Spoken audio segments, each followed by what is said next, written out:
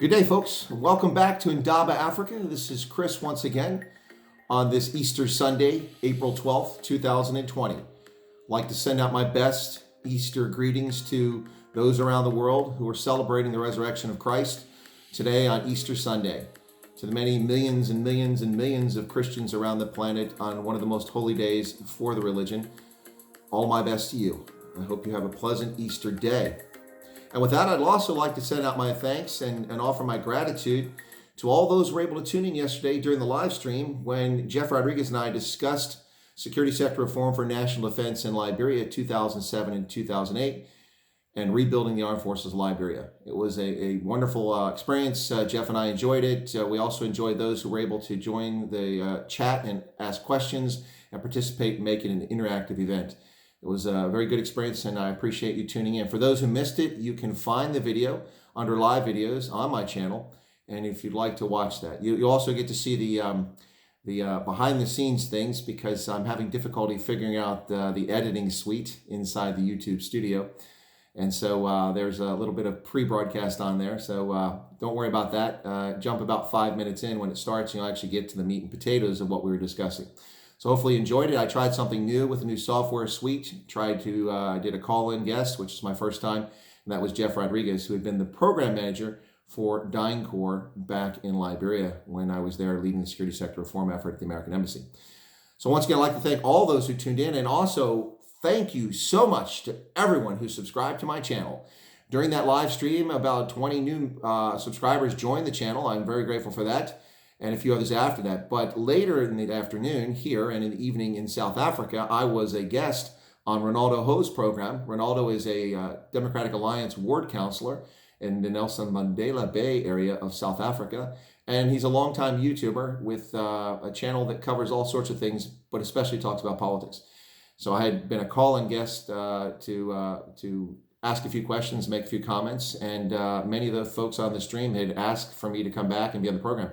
So Ronaldo kindly agreed to have me as a guest. We spent an hour and 40 minutes chatting online, answering questions from those following the stream, and I'm grateful for those who followed that. I will leave a link to Ronaldo Ho's channel and that video in particular at the bottom of the video. You'll look for that when you finish seeing this one. If you'd like to go check out Ronaldo's channel, I recommend it. It's fantastic. Even if you're not interested in Africa or have little interest in South Africa, he's a very interesting and entertaining person to watch on YouTube. So I'd like to offer that up, and I'll leave the link for folks to follow. Also, my many thanks and a tip of my hat to the honorable member, Ronaldo Host, for the plug for my YouTube channel. As a consequence of Ronaldo's plug, I nearly doubled the number of folks who were subscribing to this channel yesterday with his plug and also those who joined from the live stream. So thank you very much. It was a very productive day for us here at the Indaba Africa channel. And I do hope that, or my channel, I should say, I do hope that you enjoy the content. It was also the busiest day I had on the channel with about 30 hours of viewing of content. So thank you for that. That was a live stream plus videos that were already posted. Things like South African Airlines, Namibia exporting beef to the U.S., COVID-19 across the continent, and other topics like that cover Africa. So I hope you enjoy that.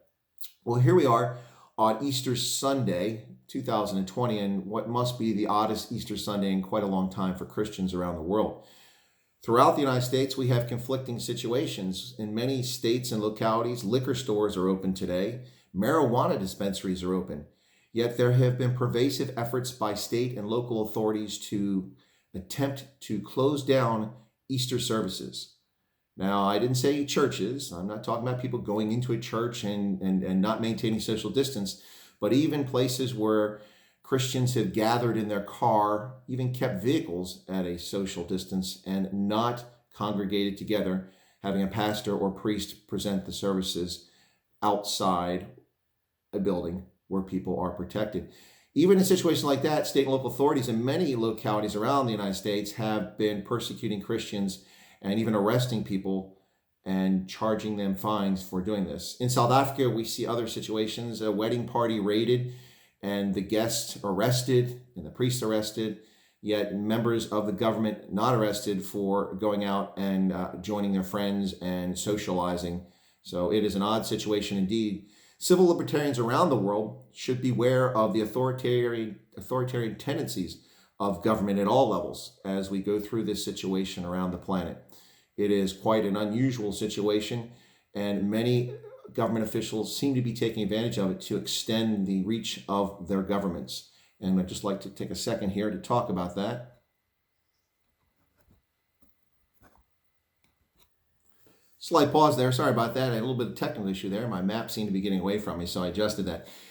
For those who are paying attention to the background, you'll notice that starting yesterday with when I was on a Ronaldo host program, I'm now putting up sports scarves from sporting events and sporting teams.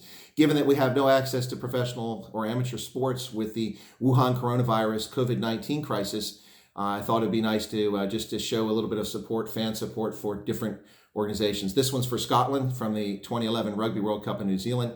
And so just a little plug out there for professional sports. Well, once again, back to the situation here where civil authorities are trying to extend their reach. Civil libertarians who normally are quite vocal about civil rights, civil liberties, seem to be strangely silent in the face of COVID-19. I'm curious about why that is. But while we have governments releasing hardened, convicted criminals, murderers, and rapists in many localities, but even those who are not hardened criminals, simply releasing people from prison for their health, oftentimes not warning the victims of their crimes, and that's in fact the majority of times here in the United States, we have police arresting Christians for attending church services in which they are following the federal guidelines. That is a deeply disturbing situation, and one that civil libertarians ought to be paying attention to and making noise about.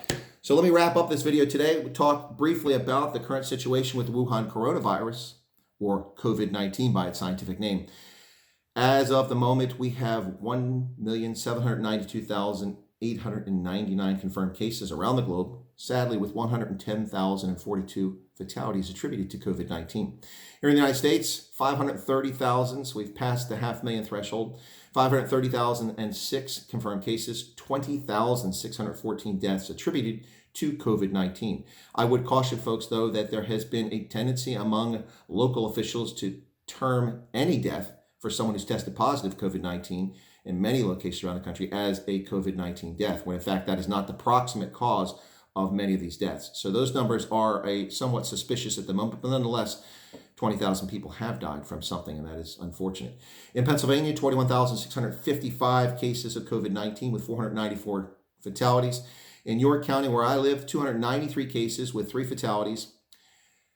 And in South Africa, switching to Africa, in South Africa, 2,028 confirmed cases now, leading the continent, unfortunately, with 25 fatalities.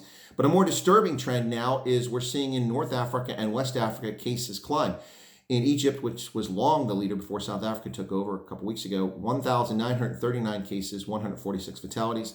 Algeria, 1,825 confirmed cases with 275 fatalities. Algeria is a place that received a 13-member Chinese medical team a couple weeks ago. Hopefully they're helping out with that situation.